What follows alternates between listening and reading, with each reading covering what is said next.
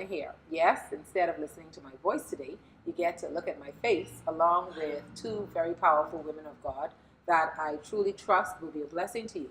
We have here Shanicia Swan. Nice to have you. Nice to be here. As well as Delisa Ferguson.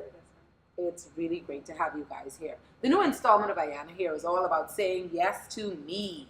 Yes to being strong, yes to being fabulous, yes to being a woman who knows how to live beyond loss and beyond tragedy. And so we're going to get right into our conversation. Shanicia, tell us a little bit about your wonderful, wonderful life, the life that you're living right now. The life that I'm living right now is totally different from almost 10 years now. Okay. Believe it or not. Lost my husband, now remarried to a wonderful man, Jermaine Swan. Mm-hmm. And God has definitely restored me 10 times what I've lost. So it's just a completely different life, completely different marriage. I was blessed with 7 additional children. Wow, 7.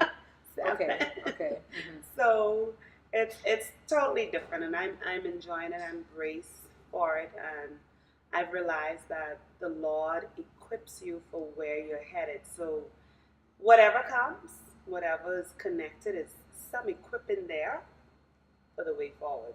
Okay. And for somebody else. That's wonderful. One of the things I've realized is that a lot of young women in the Bahamas go through tragedy that we don't hear anything about.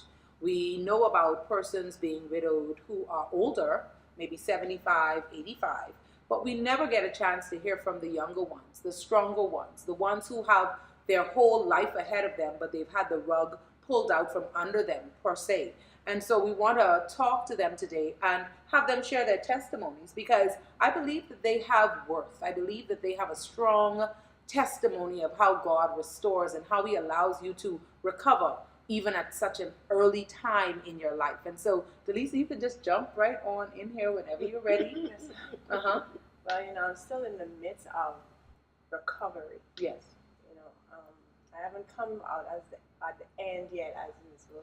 Swan here, but that's definitely something to look forward to, getting through it. But right now, it's just about survival for me and my children. Yes. Who at the time when their father passed were just one, a 1-year-old twin. Wow. And now they're 2, about to be 3 next month. And when I look back at where God brought us from the passing of my husband to now, I could just say He has favored us. His eyes were certainly upon us, and I am grateful for that. But I am in the midst of recovery. Yes.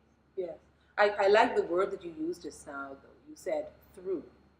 You understand? One of the things I tell people all the time is that it's one thing to go through something, but I believe we experience things so we can grow through them rather than just going through. Going through means that you're just putting up with it, but growing through it means that you're learning here and there exactly what it is you need to do and need to be for when you get to the end. You understand? I myself have never experienced the actual death of a husband, but I know loss. You understand? And one of the things I tell my listeners all the time is that it's not the experience that ought to shape you. It's who you are in the experience that tells me who you're going to become. Exactly. You feel me? Yeah. And so it's one thing to feel the loss, but then it's another thing to hold on to the positive stuff. Hold on to the positive memories. And so, Shanicia, I'm going to ask you this. What's your fondest memory? And for those of you who don't know, her husband was Nat Williams, the teddy bear. The guy that everybody counted on for everything. Clarence was amazing. And we truly honor his memory here today. What's one of your favorite memories? Believe it or not, one of my favorite memories was the birth of our daughter. Wow. As everyone knows, Nat was an extremely busy man. And as busy as he was, his mother, one Dr. Barbara Williams, told him he has to be still. It's hard getting Nat still, but he had to be still that day, so it was hilarious. I was in the room, and he was there with 2 phones, his ears at certain points. A couple times he'd walk out of the room, but he was there, and And we prayed, and he was just there watching me, and he's like, you's a real soldier. Mm-hmm. So just him being there, and he cut the umbilical cord Oh wow. for Tali as well. So that stayed with me. Mm-hmm. That he was there for that. He deserved that, because when I met Nat, I had a daughter, Mm-hmm. Enrica, and he pretty much, sheltered her, covered her, did everything a father should. So that moment for me, giving him his own seed, when he took part in a seed he had nothing to do with, Mm-hmm. and poured into. So I'm always blessed when I think about me being able to give him his own seed, and he was there and so proud. That's amazing. What about you? You ready to share a favorite memory? Yeah, there are so many, because we were together every day, all day, probably much like you guys. Yeah. But one in particular, much similar to yours, it was when we went to, after I found out I was pregnant, we went to the doctor. Mm-hmm. So you gotta have that first checkup. And we saw on the screen that it wasn't one, I know, it was right? two. Oh wow. And so he sat there, and I was like, before the doctor even could say it was twins, I'm like, what, twins? And he was sitting there, and he stood up to get a closer look, and Mm-hmm. like we both could not believe it. And it was like, Jay, don't tell anyone, because it's like a secret. Yeah. Yeah. But that was no secret. Before we got home, everyone knew it was twins. And we would always make the joke. Before we found we were having twins, we also make the joke. Listen, if God sent us twins, if That's He it. sent us twins, Mm-hmm. no. If He sent us twins, we could eat one. I still try to figure out which one I could eat. Hey, but, you wanna can't let eat go? none. I attach, so Yeah, you Uh-huh. can't eat that. past that stage. Oh So. wow. But yeah, it's so many, so Mhm, many. mhm. But that's one of them. He was a proud father. Okay.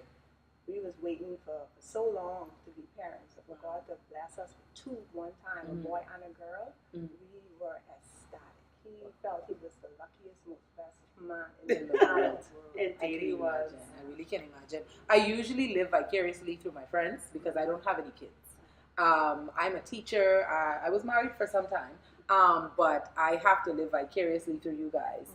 And it's always good to hear that a man appreciated his children. That's one of my, one of the memories that I really hold on to. When I hear it from other persons, I'm able to reflect that, if that had been me, I would have wanted the same thing, But kids, they do bring a different dynamic to loss, don't they? They do. They bring a different dynamic because it's not only you, but it's them navigating that thing. I just shared with someone just this morning, believe it or not. I don't know how I would have gotten through that period if I didn't have my girls. Wow. Because there were moments I was ready to give up, Mm-hmm. and moments I felt so overwhelmed and lost. I just wanted to shut down, but I would always either think or look at my girls, and I knew that they deserved me pushing even harder and pushing through that season just for them and not giving up. Wow. Yeah. So they were more strength for you. They were indeed strength. I needed them, and Mhm. God gave me them because He knew I needed them for that Mhm. season. Yeah. Wow. You have the same testimony. Exact same. For me, and people always ask me, "So how are you doing it with two small, with toddlers, just toddlers?" Lisa's the strongest woman alive. Hey. I always tell her that. Amazing. I don't know how she do it. And my response to that is, how would I do it without them? Wow. Like that, without them would Mhm. be. Because you would think that because they're so young, they don't understand, they can't really bring anything to the table. And so they would sort of, hinder your restoration. But they're really a part of making it so. Yeah, they force me to have to get up and go. Yeah. Wow. They force me to get up and get up. Now, nothing wrong with crying and stuff, because I cry. Mhm. I'm ready to break down now. Get up, but I learned to cry on the go. Wow. I have to learn to cry, Yes. cry on the go, because Yes. my kids need me, and Yes. I'm all they have left. Wow. Yeah, And so there's no shutting down. no. Because they deserve the best of what's left. Yeah. Wow. So you have to push to make sure they live. Yeah. I'm sort of figuring out now why the Lord gave me the topic yes to me. Because I think in tragedy or in any type of loss, You have to remain strong. You have to continually get up in the morning and say, you know what? Yes, I'm going to live. Yes, I'm going to thrive. Yes, I'm going to do what I need to do in order to get my family to the next place. Yes, to me. You understand? It's not as though, and this is one of the cute things he gave me when I started the series. You're not saying no to anybody else. You're just choosing to say yes to Lisa. I'm choosing to say yes to my kids. I'm choosing to get up every morning to make sure that Tali has her education, that she has what she needs.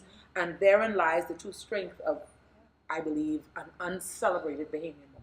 But to tie the yes to me, like you're saying, at one point of grief, I realized that I had to take care of myself. Okay. And I had to do this for me. Even though I started off doing it with the girls, I realized that I needed to take care of me and push for me, and that's the only way I'd be whole for them. Wow. If I took care of me. So I learned that in grief. That as much as I'm getting up every morning for Tali and Rika, if I don't start focusing on me and taking care of me, releasing what's ever deep down in there, and really embracing healing, I would be no good to my girls. I think that's a very good point for us to close the session. You have to embrace healing. You have to embrace forgiveness. You have to embrace everything that you need to in order to say yes to yourself. Because if you don't do it for you, you can't do it for anybody else. Nobody else. And so we're going to close right there. Ayanna Here says, say yes, women. Say yes to yourself. Yes to your healing. Yes to your restoration. Because there are those out there who are depending on you. And we're going to be back next week. Thank you so much for listening.